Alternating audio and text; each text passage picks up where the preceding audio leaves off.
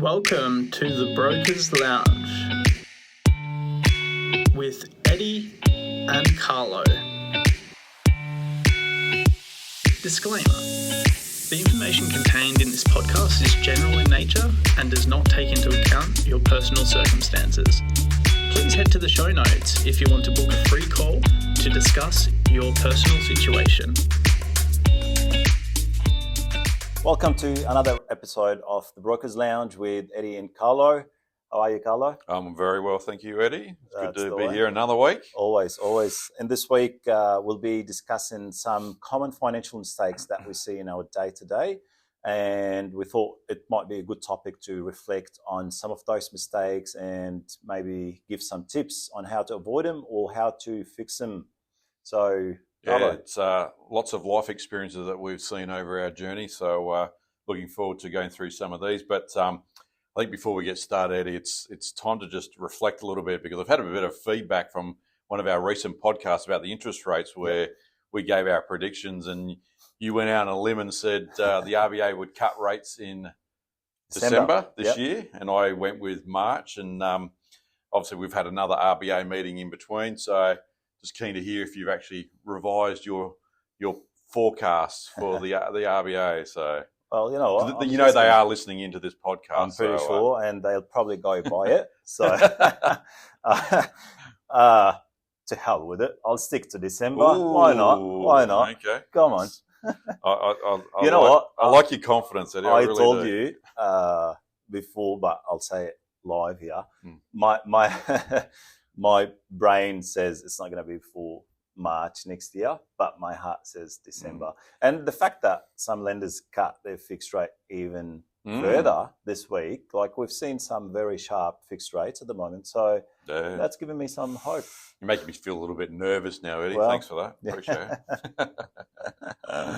All right, let's get into it, eh? And probably a good way to start off, Eddie, talking through some of the things that some of the mistakes that we've seen from time to time with people, and what are the more common things. Yes, I guess the outlier here, where one of the biggest things I've seen is pretty much people living beyond their means, and we're all victims of it from time to time. From correct. time to time, I agree. You get that social pressure.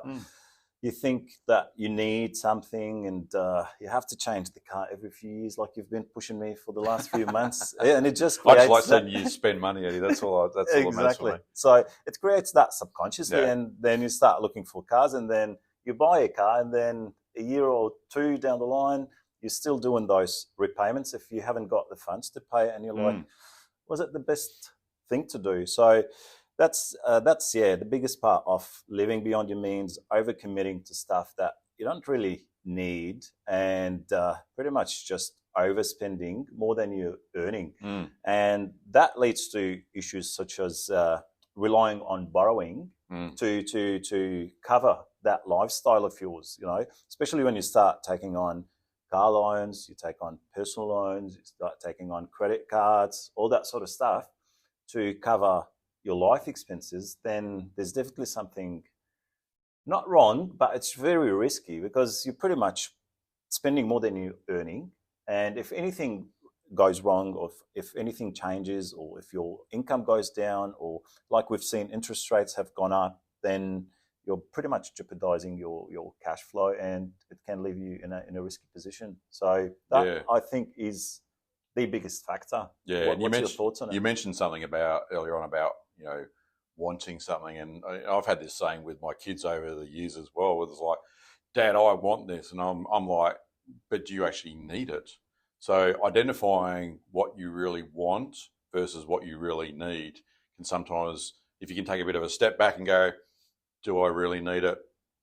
Yes, I want it, but do I really need it? No. Well, maybe let's just take a step backwards, sit on it for a little while, and then reassess at a different point in time. Absolutely. And probably you can take it a step further when you're analysing the wants and needs. You think, do I really want it, or am I made to believe that I actually want it? Yeah, which comes to those social pressures you were talking about earlier on as well, and that can sometimes come into play a lot more. And unfortunately, we live in a very consumer-based focused environment. So it's all about buying the next thing, renewing, staying on top of fashion or whatever it is. So yeah, the wants are just becoming bigger and bigger and bigger. Yeah. And it's just, it doesn't end. There's no bottom to it. Yeah, exactly right. And then we're probably seeing a generation coming through now where the need or the want to have things early on in the piece is so far different from, say, my generation, that's for sure. Absolutely. Whereas like my generation was all about making sure you save for it and you can afford it, not taking any borrowings, and then go make those purchases. The current generation is probably a little bit different. Everyone wants everything now. They want the nice houses, the nice cars, the latest phone, whatever it might be. So today they want it. No, they want it yesterday actually. As well. Yeah. And you know what? I think it's worth thinking about this, and it's part of what I see in my day-to-day. Don't think if you're earning a low income, you can't actually build wealth and invest in the right place. Because I've seen, and you've seen, people earning 300, 400 Ks a year, and they're living paycheck to paycheck. And I've seen people earning $100,000 and $120,000 a year, and they've invested those funds, and they've purchased probably assets or property, and they are going through the wealth creation journey. So earning more income is important, but you can invest and you can do the right things regardless of what your income is, and putting those funds in the right place and working towards creating wealth for the future. It goes a long way. And yeah, like even if you're earning $5 million a year, you can still overspend, and there's something for everyone. Well, they say the bigger they are, the harder they fall. So that's it. And yeah, I think when you look at being a little bit smart about how you're doing things, having things like high interest debt, so your credit cards, your personal loans, your car leases, if you can get them paid off and closed, great, because it's definitely going to help you.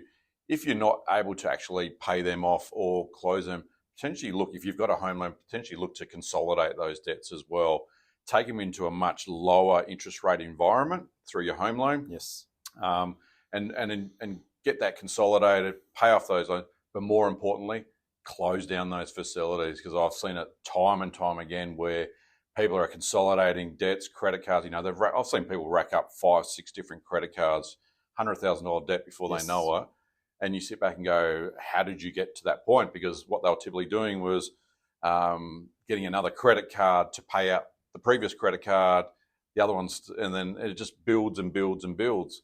So, when we're saying to clients to consolidate their debts, it's important to close those cards, because if you don't, you'll end up in the same situation in another 1, 2, 3 years' time. So it's very important that, if you're going to go down that pathway, be a little bit smart about it as well. Get the right type of financial advice as well. That's probably really important, I think. Every little conversation we have with clients, it always goes back to getting the right type of advice, whether it be a financial advisor, a finance broker like ourselves as well. We've got the expertise, we've got the knowledge, we've got the years of experience as well behind us, where we've seen these situations come up time and time again. Get good advice. Listen to your parents, more importantly as well, because they've been through it before, and they've probably seen lots of ups and downs and common mistakes as well. So. True. And take what works for you. Like some of our parents' advice probably does not fit in wealth creation journey. Like part of wealth creation is taking on debt and taking some risk, but ultimately it needs to be calculated risk. It needs to be in something that has been done and proven to work, such as property. But ultimately you want to try and avoid taking those small high interest debts. Yeah. Like that, you don't want to get to 100 Ks in credit card debt and then try and consolidate and pay off. So ultimately you want to try and avoid it from the get-go, especially if you're starting your career, you're in your early 20s. Don't go down the path of taking on those small debts, because every bit helps. So just be wise about it, I guess. Yeah, and I think one of the other common mistakes we see as well is people just not setting goals for themselves. Yeah. I think, good investors or wealthy people have always set themselves goals, not just within business, but also personally as well. So, absolutely, and that's very important. Like you said, not just on a financial level, even on a personal level, like you want to be working towards something.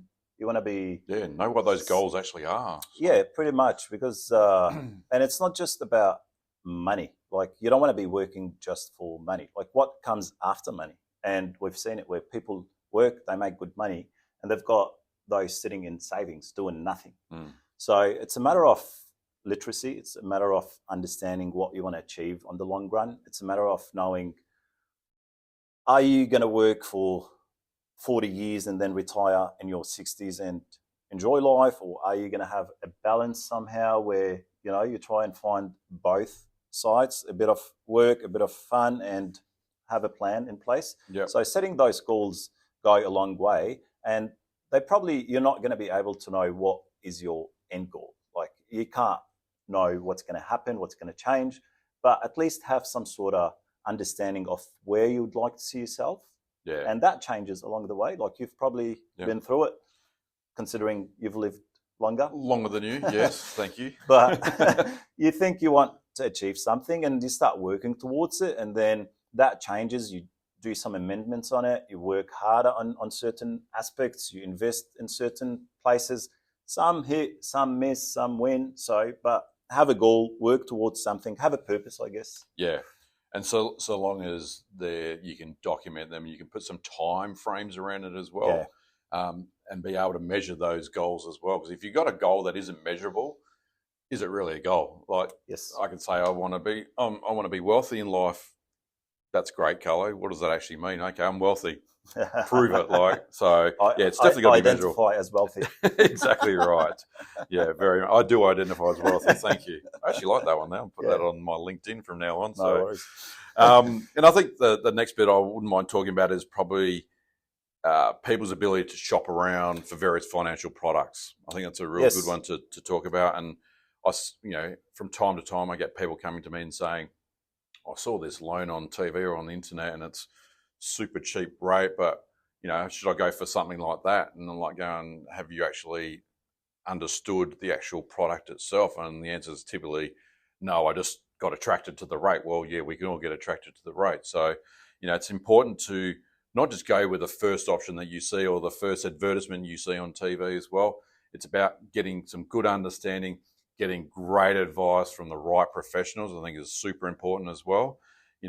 We've talked about this in the past as well, is that, our roles as finance brokers, we're typically going through and doing the analysis for our clients about various products, fees, etc., and interest rates and all that.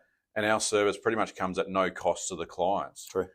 Which is it's a great thing when, if you can utilise the services of professionals at no upfront cost to you, why not? Why wouldn't you actually do it? So I think that's the key, because it's not just about home loans. It's about all different types of financial products.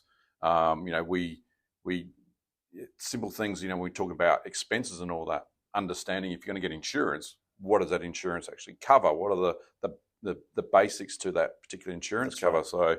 So superannuation is another classic example. We can go on for absolutely ages with regards to this. So, even understanding when it comes to budgeting your utilities that you've got, your gas, electricity, getting a good understanding as to what you've currently got, and is there other products out there in the market that can help you get ahead in life? Because that's really what the ultimate goal is, isn't it? Getting ahead and achieving a better outcome for yourself. So 100%. Especially a lot of these, whether insurance, car insurance, home insurance, life insurance, utilities, all that sort of stuff, they usually give you a very good rate for the first year. And then we've seen lately, like insurances are skyrocketing year on year. Yeah. Like they go up by 20, 30% year on year. So 40.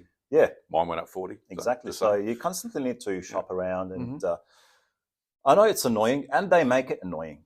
They don't make it easy. Like you have to call, you have to be on hold. It's designed that way, isn't it? It's designed this way. But you know what? Like if you think about it, if you save $200-300 on your home insurance, $200-300 on car insurance, 2 cars, and then utilities, bits and pieces here and there, you'd save yourself about $2,000 a year between bits and pieces here and there. Now, it might not be worth your time.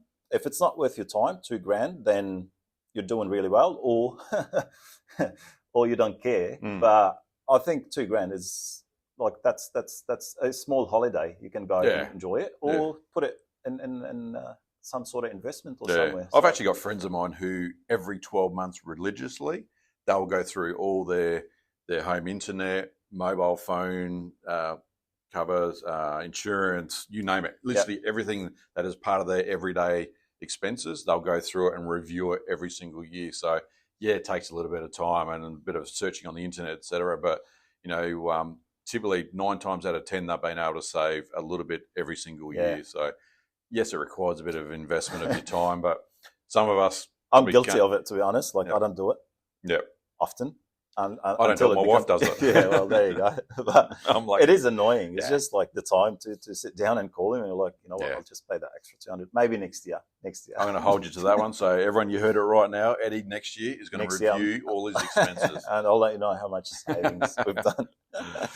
And I think, Eddie, the one thing that we probably haven't mentioned, which is probably one of the most important things as well, considering what we do, exactly right, is what they call the lazy tax, and that's reviewing your home loan on a constant basis as well. We've talked about reviewing all your various expenses and all that sort of things, but home loan is one of the biggest ones because it's typically the biggest debt that you will carry in your entire lifetime. So, definitely reach out to a qualified finance broker like ourselves, and we'd be be more than happy to review your home loans to ensure that you're achieving the best possible outcomes. And I guess the steps to go about this is you've got a few ways to do it.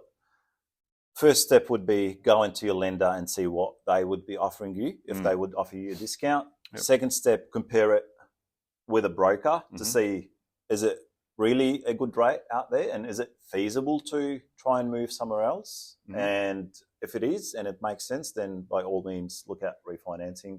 And one of the biggest atrocities I've seen was, and what we call is lazy tax, where you get paying a much higher interest rate if you're not constantly reviewing with your lender, was a 7.8% interest rate on a loan that has not been reviewed or checked or anything for like 10 years. Yeah. And we managed to save the client a 1.7% discount. That's massive. That's massive. Yep. Exactly. So constantly try to stay on top of things. And we repeat, it's not meant to be easy because they want you to forget about it and make more money and pay more interest, but you just got to be proactive and stay on top of it because every bit helps. So yeah, exactly right. And the one bit that I'd love to talk to you about, Eddie, because I know you're really big on this, is financial education and bettering yourself through different ways of educating yourself. So maybe touch on some of those things and I know you've done a lot of that. Be keen to hear your thoughts around that. Yeah, look, absolutely. Especially the day and age that we're in, there's no lack of information and knowledge out there that you can tap into. Like pretty much what we're doing is part of it, and that was the aim of doing this, was putting some information out there, some knowledge out there to be able to help even one person. To me, that's great. You've done something good. So try to get as much informed and knowledgeable about. And we'll stick to financial literacy, considering we're talking about finances here. So financial literacy is very important. It's one topic that I don't think it's covered enough in schools and in universities. And it really is one of the biggest aspects of your life if you want to make it through life in a good way and create wealth and just expand on your ambitions and goals. So try to listen to some good podcasts. Try to read some good books. There's lots of books out there, and it can be overwhelming, and you don't need to take everything. And there's a lot of confusing information out there. There's a lot of misconceptions out there. There's a lot of, I don't know, like... Everyone claims to be an expert. That's for sure, and some of the stuff I see, because I understand it, and I'm pretty much, you would agree with me on that. Like, it's wrong. Some people push wrong information out there for small gains, which I find really, really sad, because you might harm someone by giving this advice. And some people listen to it because they want to get rich quick. Yeah. And there's no such thing as getting rich quick. And you don't want to aim to get rich quick. To me, it's a journey. It's a path. You have to go through it step by step. It teaches you a lot on a personal level. And as a result of that, you will be creating wealth and making money as a result of it. But it goes both ways. You become better in life. You become better at what you do. You become better at decision making and knowing where you need to invest or where you need to put your money and how you need to budget and work on your cash flow. As a result, you'll start building wealth and creating wealth and going one step at a time up the ladder. Yeah. Life is definitely a marathon, isn't it? Slow and steady wins the race, really. That's it. Especially when it comes to life and finances. So I haven't seen too many people go on that sprint to the finish line and end up successful. End up healthy and happy. Yeah, exactly right. So, it's not just about finances, it's also having a happy and healthy life. So, and learning, Yep. Learning is a big thing for me. Like, we're very focused on wealth creation and finances, which is, like I said, and I'll repeat, it's a very big part of life these days. But just try to see what life is trying to teach you. Like, if you make a mistake, there's definitely a lesson to be taken there. Just have, like an open mind to it and try to see, okay, where did I mess up? What did I do wrong? Learn from it, become better, and then try again. And then just keep repeating and refining the process. And I guess with time, just things become a lot more easier for you. But like in your 20s, you need to focus on, to me, and that's not advice, just personal reflection. Focus on making as many mistakes as you can, trying different things and see where you fit and where you find your purpose and what do you enjoy in life. Then in your 30s, I guess you'll move a step ahead and start more focused on your career and finding, maximizing on your career and earn more income. And then 40s, I guess, is the time where you start actually reaping the rewards, capitalize on the investments you've done in your 30s. Even if you're done it well, you would have invested in your 20s as well. So, and it starts getting better and better and better, but one step at a time and one mistake at a time and one learning way at a time. But yeah, exactly. I agree 100%. It's okay to make mistakes. Don't feel like you're a failure if you make a mistake. The key part is just the learnings that come from that. Absolutely. And I've got I shouldn't say plenty of wealthy friends, but I've got a few wealthy friends who I ask, their advice from time to time. Is there any easy way of doing it? And they said, some of the best ways to actually learn how to make money is to actually lose a bit of money or make a dumb financial decision. Yeah. But the learnings that came out of that is what helped set them up for the future. And that's what differentiates between success and failure, is not about making mistakes. It's about how much you can learn from those mistakes. Yeah. And a successful person will take it on the chin, learn from it, and work on becoming better. A failure would blame the world and be a victim of it and live with that victim mentality forever and thinking it's not my fault, it's the world's fault. And that's the difference. It's not a secret recipe. It's just, all right, I made a mistake. What can I learn from it? How can I improve? How can I refine my process? Try again. It's working better. Keep going, keep going, keep going, keep going. But yeah, the only way you don't make mistakes if you're not trying. If you're not doing anything, although I think it's a big mistake. Yeah. That's the biggest mistake. But yeah, if you want to avoid making mistakes, then you're avoiding actually becoming better as well. So yeah, no, agree. It's a big 100%. topic. So yeah, you're right. And I think one of the final things I wouldn't mind just touching on is, when it comes to making some common financial mistakes, is about overextending yourself. Yes. Overextending that through getting loans that maybe aren't really necessary for you. Because we've talked about in previous podcasts as well, in terms of how the banks calculate serviceability, there's typically that buffer that's added on to the current interest rate. So that almost acts in itself a bit of a budgeting or exercise for individuals, because they know that if they can demonstrate serviceability on a loan with a 3% buffer, at least they know they're going to be okay, assuming they've declared everything correctly as well. But, there's still certain credit facilities out there like credit cards and personal loans. They don't actually add a buffer onto it. So very easily people can fall in the trap of overextending themselves. I know you had an example earlier on today where you had someone with a fairly large car loan itself. $120,000 car loan. On an income. 140.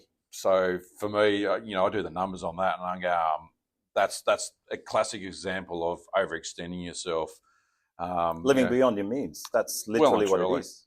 Like, you don't need $120,000 loan for a car, bro. Come on. Yeah.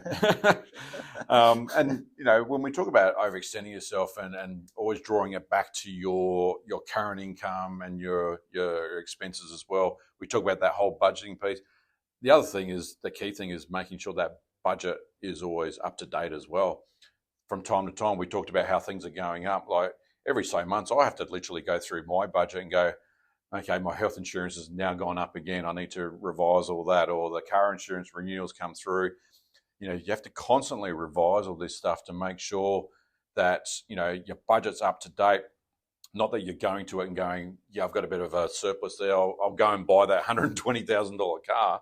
And all of a sudden you go, oh, whoops, I haven't actually budgeted that correctly. So that's, I think, one of the key things as well when you look at, are you going to be okay? Are you going to be comfortable enough taking on a debt and not overextending yourself?